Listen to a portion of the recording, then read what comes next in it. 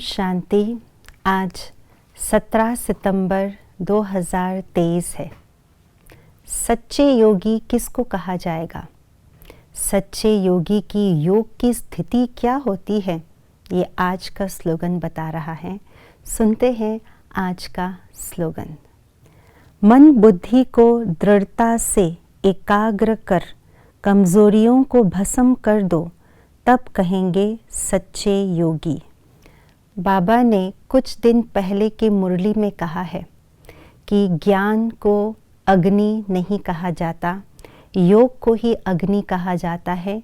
योग से ही पाप भस्म होते हैं, आत्मा स्वच्छ बनती है। कोई भी वस्तु, कोई भी तत्व के ऊपर गंदगी या किचरा है तो उसे जल से साफ किया जाता है, पानी से उसे स्वच्छ करते हैं। परंतु उस वस्तु के अंदर अलॉय है या मिलावट है, उसे साफ करने के लिए जल का उपयोग नहीं किया जाता, परंतु उसे अग्नि में भस्म किया जाता है ताकि अलॉय या मिलावट उस वस्तु के अंदर से निकल जाए। जल है ज्ञान। ज्ञान को अमृत या जल कहा जाता है। ज्ञान अमृत से मन बुद्धि के ऊपर जो व्यर्थ संकल्प रूपी, नकारात्मक संकल्प रूपी जो किचरा है, उसे साफ किया जाता है। ज्ञान के मनन चिंतन से मन बुद्धि के ऊपर के जो संकल्प है, विकारी संकल्प, व्यर्थ संकल्प, उसको परिवर्तन कर सकते हैं। परंतु आत्मा के अंदर संस्कारों में जो विकारी संस्कार है, पुराने संस्कार है, पापों के संस्कार है, उसे ज्ञान जल से धोया नहीं जाता है। उसके लिए योग अग्नि की आवश्यकता है। जब योग को अग्नि रूप में हम बाबा को याद करते हैं, योग करते हैं, तो उस अग्नि में पाप भस्म होते हैं, आत्मा शुद्ध बनते हैं, आत्मा के संस्कार परिवर्तन हो जाते हैं।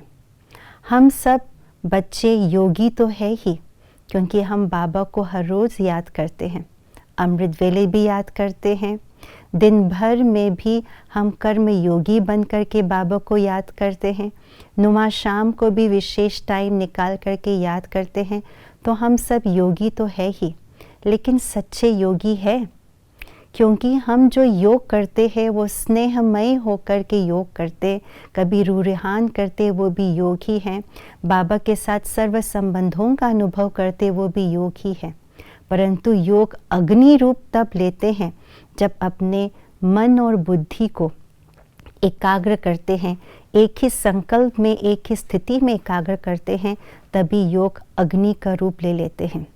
जिस तरह से लोग धूप सेकने के लिए बाहर बैठते हैं, विदेशों में सन बात होते हैं।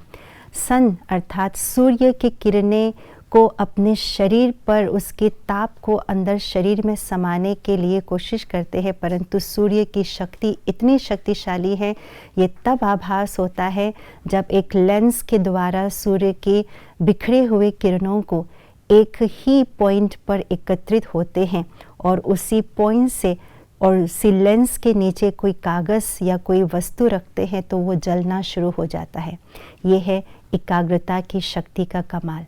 तो जब हम अपने मन और बुद्धि को एकाग्र करते हैं तो बाबा की सर्व शक्तियों को एकत्रित अपने मन और बुद्धि में करते हैं, तो आत्मा के अंदर जो विकार, कमज़ोर और कड़क संस्कार है, उसे भस्म करने की शक्ति आती है।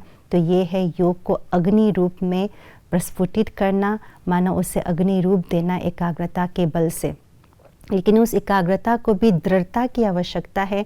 जितना समय, एक सेकंड में हम एकाग्र तो हो जाए, लेकिन लंबा समय तक एकाग्रता की स्थिति को बनाए रखे, उसके लिए दृढ़ता की आवश्यकता है। तो दृढ़ता और एकाग्रता की शक्ति से ही योग को अग्नि का रूप दे सकते हैं, तभी अपने अंदर की कमी कमज़ोरी को भस्म कर सकते हैं। यही है सच्चे योगी की निशानी। ओम शांति।